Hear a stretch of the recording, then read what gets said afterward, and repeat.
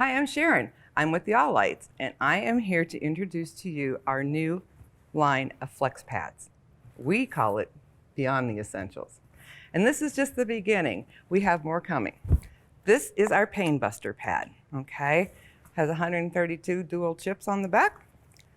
They all run off of a controller. So this is our Pain Buster. This is our handy pad. This guy is great for all kinds of little spots that we have. This is for our wrist. You can wear that at your desk while you're working.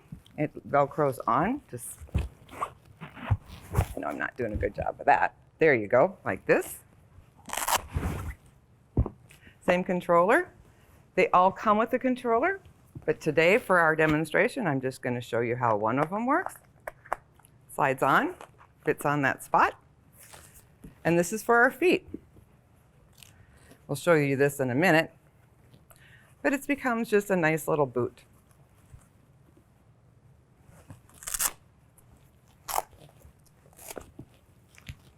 We have one for our knees, our elbows, any joint that bends. This will fit across that as well. I'll show you that in a minute on a knee. And then we have our back pad. This pad is awesome because you can lay on it. Your controller's over here on the outside.